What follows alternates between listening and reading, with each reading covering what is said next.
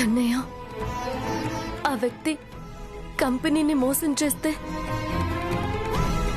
నేను ఇంటిల్లి పాదిని మోసం చేశాను. ఒక ఆఫీసులో వ్యక్తి మోసం చేస్తేనే భరించలేకపోయారు అఖిల్ బాబు. ఇంట్లో మనిషిని, భార్యని నేను మోసం చేశానని తెలిస్తే తట్టుకోగలరా? మామయ్య గారేమో ఇప్పుడే ఈ విషయం అఖిల్ బాబుకి చెప్పొద్దు, సమయం చూసి చెప్దామంటున్నారు. కానీ ఈ లోపల ఎవరి ద్వారానైనా అఖిల్ బాబుకి విషయం తెలిస్తే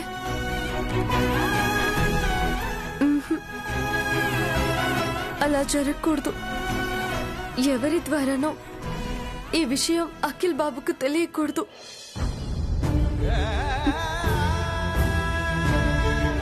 చెప్పేస్తాను, నేనే చెప్పేస్తాను.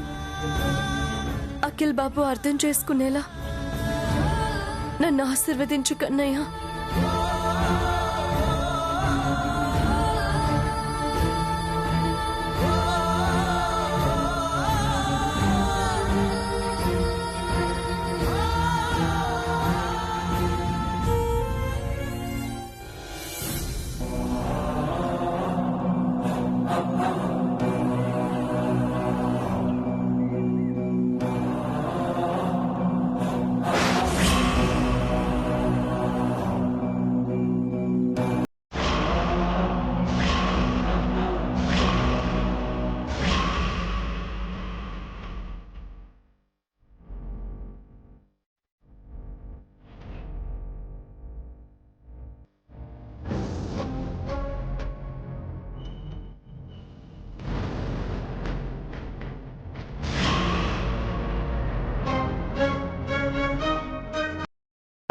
అఖిల్ బాబు, ఏంటి శ్యామా?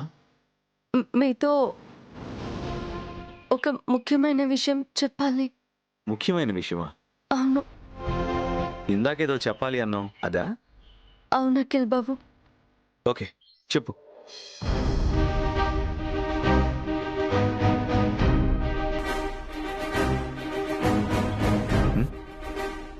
ఏంటి సైలెంట్గా ఉన్నావు?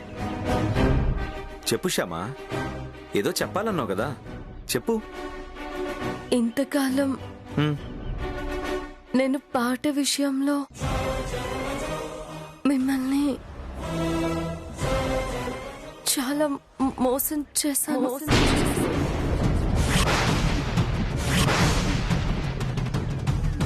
పాట విషయంలో మోసం చేయడం ఏంటి?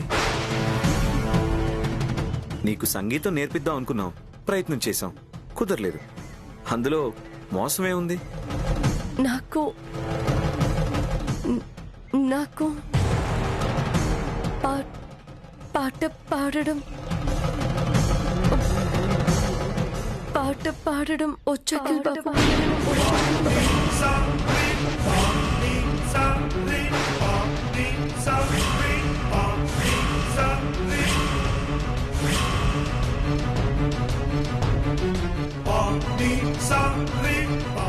వచ్చా?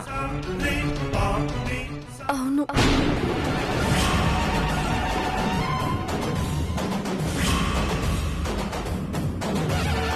పాటలు పాడడం వచ్చినప్పుడు మరి ఇంతకాలం ఎందుకు పాడలేదు నువ్వు?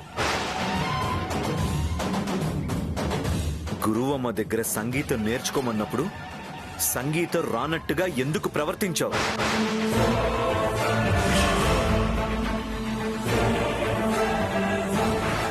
చెప్పు, ఎందుకలా ప్రవర్తించావు? అది రూపరాణి కోసం.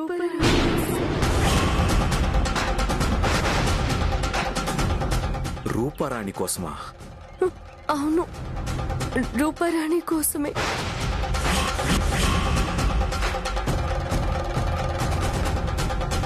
రూపరాణి ప్రోగ్రాంలలో పాట పాడేది రూపరాణి కాదు. రూపరాణికి బదులుగా తన వెనకాల నిలబడి నేను పాడుతూ ఉంటాను.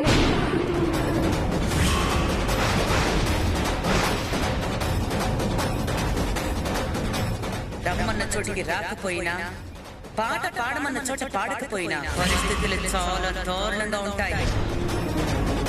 నీ తమ్ముడి గుండెకు చిల్లు పడితే ఆపరేషన్ చేయించి ఆ చిల్లు పూడ్చడానికి నా దగ్గర అప్పు తీసుకున్న విషయం మర్చిపోయావా? ఆ అప్పు తీరే వరకు నీ గొంతు నీ పాట మా దగ్గర తాకట్టు పెట్టిన విషయం మర్చిపోయావా?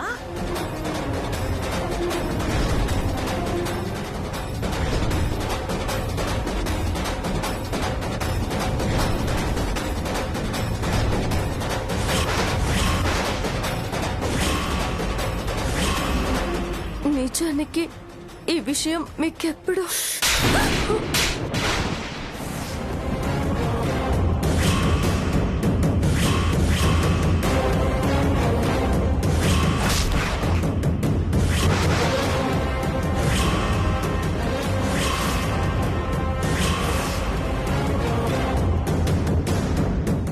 వెళ్ళిపో. నీ మొహం నాకు కనిపించినంత దూరం వెళ్ళిపో. ఈ ఇంటి నుంచి దూరంగా మాత్రమే కాదు, నా ఊహల్లోకి కూడా రానంత దూరంగా వెళ్ళిపో. వెళ్ళిపో.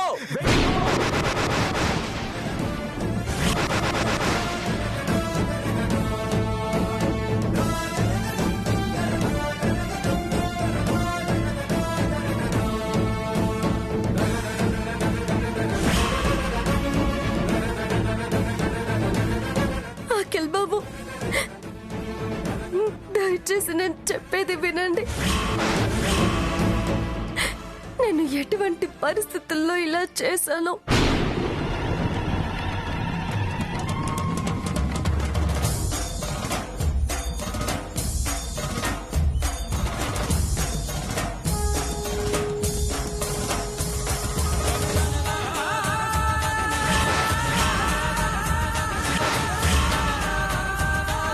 చూడండి గోస్ట్ సింగర్ శ్యామ గారు, మీకింకా విషయం తెలిసినట్లేదు. ఆనంద్ గజపతి వర్మ గారి మూడో కొడుకు అఖిల్ కృష్ణ వాళ్ళ ఆవిడ చేసిన మోసం తట్టుకోలేక అరక్షణం క్రితమే గుండె పగిలి చచ్చిపోయాడు.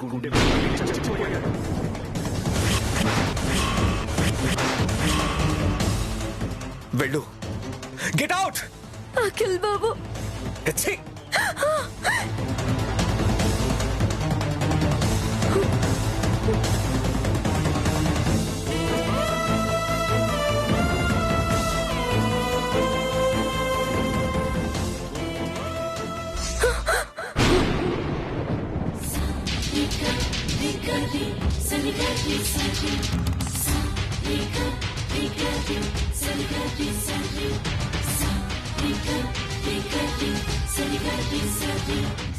కన్నయ్య, ఇప్పుడున్న పరిస్థితుల్లో నేను అఖిల్ బాబుకి నిజం చెప్తే అలాగే జరుగుతుంది. అఖిల్ బాబు ఆ బాధని తట్టుకోలేక, ఆ కోపాన్ని తట్టుకోలేక అలాగే మాట్లాడతారు. అటువంటి పరిస్థితి రాకూడదు కన్నయ్య, అటువంటి పరిస్థితి రాకూడదు.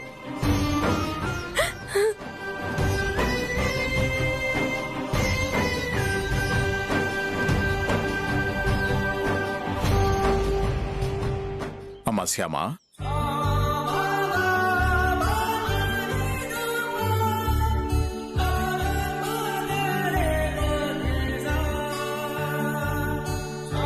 నీ భయం నీ బాధ నేను అర్థం చేసుకోగలమ్మా.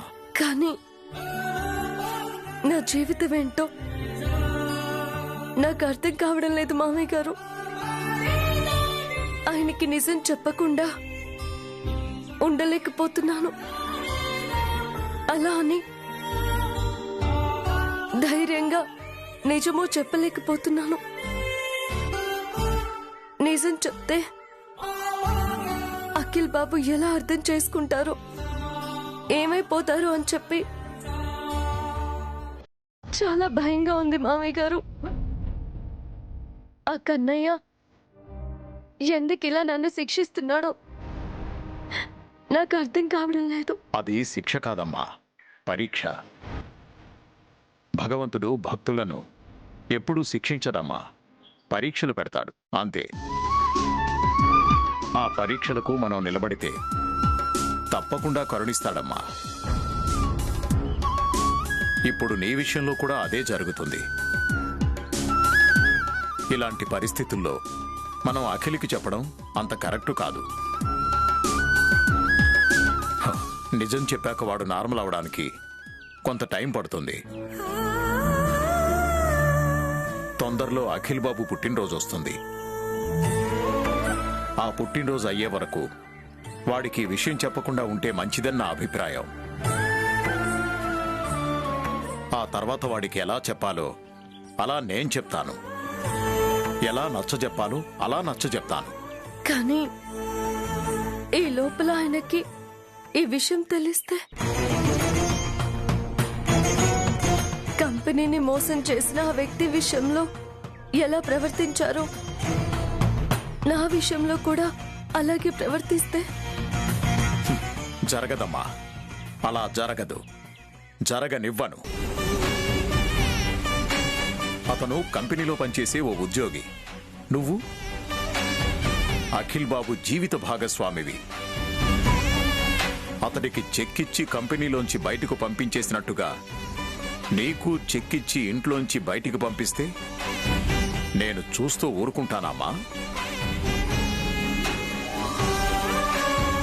ఒకవేళ అలాంటిది జరిగితే నీ మామగారి స్థానంలో నుంచి నీ తండ్రి స్థానంలోకొచ్చి నేను నీకు అండగా ఉంటాను.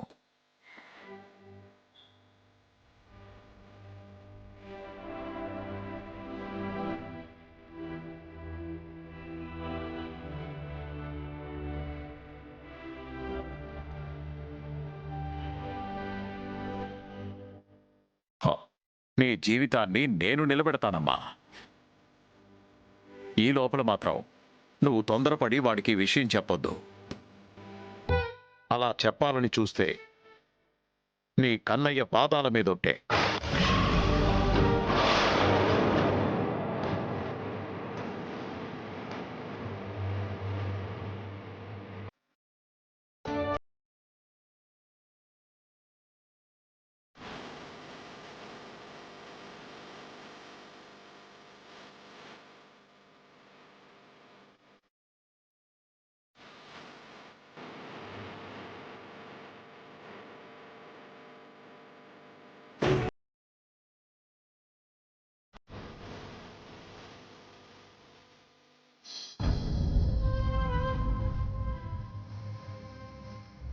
ఈ విషయం చెప్పకుండా ఉండలేకపోతున్నా.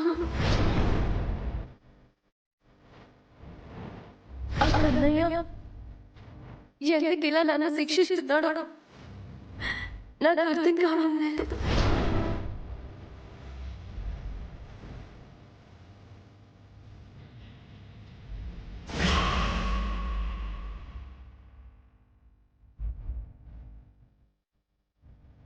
ఏమండి, పాలు.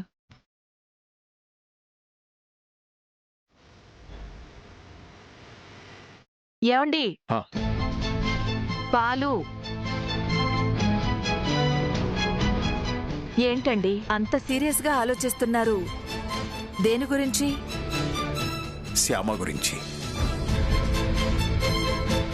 శ్యామ గురించా? శ్యామ గురించి ఆలోచించడానికి ఏముందండి?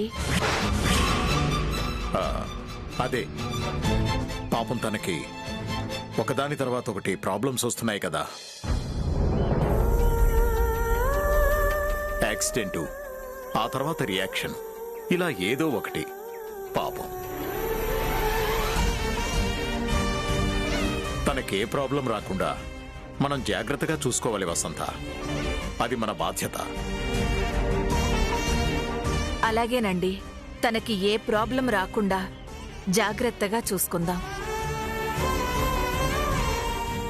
ఏమండి, చెప్పడం మర్చిపోయాను. పొద్దున్న గురువమ్మ ఫోన్ చేసింది.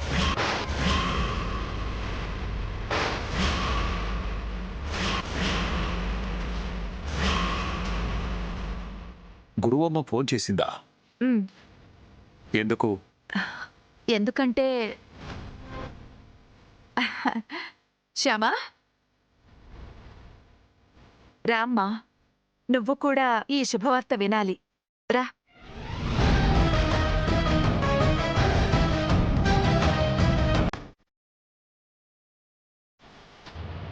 రూపారాణికి మంచి సంబంధం వచ్చిందంటండి.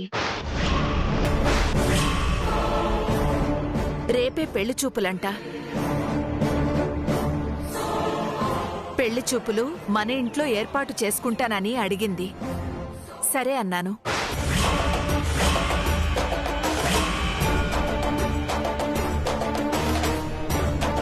మన ఇంట్లో పెళ్లి చూపులేంటి? అంటే వాళ్ళు పెళ్లి చూపులకి ఆ విలేజ్కి రావడం కష్టమన్నారట. హైదరాబాద్లో ఏర్పాటు చేయమన్నారట. హైదరాబాద్లో ఏర్పాటు చేయమంటే ఏదో హోటల్లో ఏర్పాటు చేయొచ్చు కదా, మన ఇంట్లో ఎందుకు? అదేంటండి అలా అంటారు? మనం ఎప్పుడు రమ్మంటే అప్పుడొచ్చి రూపారాణి చేత పాట పాడిస్తుంది కదా గురువమ్మ. పైగా మనకి బంధువు కూడా. అలాంటిది గురువమ్మ ఎవరూ లేనట్టుగా హోటల్లో పెళ్లి చూపులు ఏర్పాటు చేసుకోవడమేంటండి? మన ఇంట్లో పెళ్లి చూపులు ఏర్పాటు చేసుకుంటే తప్పేముంది? నువ్వేమంటావు శ్యామా? ఆ, అంటే అది మామయ్య గారు చెప్పేది ఒక రకంగా కరెక్టే అనిపిస్తుంది అత్తయ్య గారు. అదేంటమ్మా, నువ్వు కూడా అలా అంటావేంటి? నీ ఫ్రెండ్ పెళ్లి చూపులు ఈ ఇంట్లో జరగడం నీకిష్టం లేదా? అది కదత్తయ్య, మామయ్య గారు వద్దు అన్నారు అంటే ఖచ్చితంగా ఏదో ఒక కారణం ఉండే ఉంటుంది కదా అని. ఏంటండి, ఏంటా కారణం?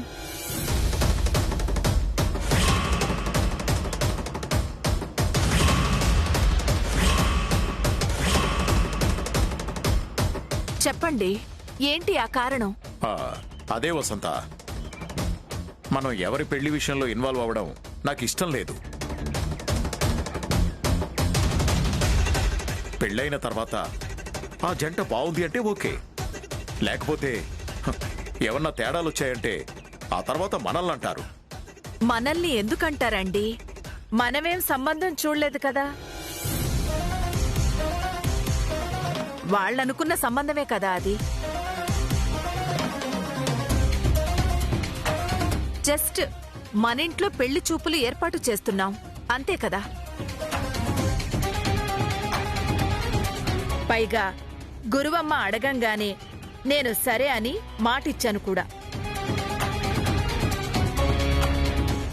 అప్పటికి గురువమ్మ అంటూనే ఉంది, ఓసారి అన్నయ్య గారిని అడుగు వదినా అని. ఆయన కాదనరులే అని చెప్పి నేను భరోసా ఇచ్చాను. ఇప్పుడు మీరు లేనిపోని అనుమానాలతో పెళ్లి చూపులు మన ఇంట్లో వద్దు అంటే మాత్రం నా మాట పోతుంది. చచ్చా, నీ మాట పోయేలా నేనెందుకు చేస్తాను? ఓకే, అలాగే రూపారాణి పెళ్లి చూపులు మన ఇంట్లోనే ఏర్పాటు చేసుకోమనం. కాకపోతే కట్న కానుకలకు సంబంధించి, లాంఛనాలకు సంబంధించి వాళ్ళు మాట్లాడుకుంటున్నప్పుడు మాత్రం నువ్వేం ఇన్వాల్వ్ కావద్దు. అలాగేనండి, అలాగే. శ్యామా, ఏంటత్తయ్య గారు? పాపం రూపారాణికి ఎక్కువ నగలు లేవు కదా. రేపు పెళ్లి చూపుల్లో పెట్టుకోవడానికి నా నగలు కొన్నిస్తాను, నా రూమ్కి రా. మ్,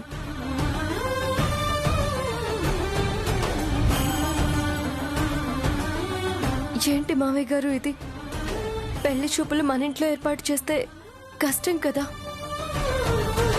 పెళ్లి చూపుల్లో రూపారాణిని వాళ్ళు పాట పాడమని అడిగితే?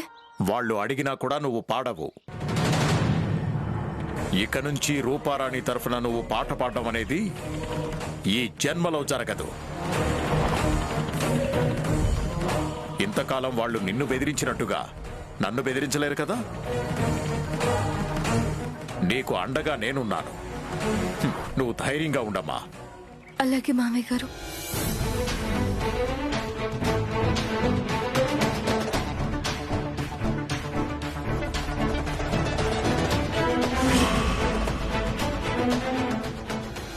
మమ్మీ, పెళ్లి చూపులు ఏ ఇబ్బంది లేకుండా జరుగుతాయి కదా? చచా, అలాంటిదే ఉండదు లేవే. నువ్వేం టెన్షన్ పడుకో. ఇవి నామమాత్రం పెళ్లి చూపులే. నిన్ను కోడలుగా చేసుకోవడానికి వాళ్ళు 100% ఫిక్స్ అయిపోయారు. వాళ్ళు ఫిక్స్ అయిపోయారు మమ్మీ, కాదనట్లేదు. నా టెన్షన్ అల్లా పాట గురించే.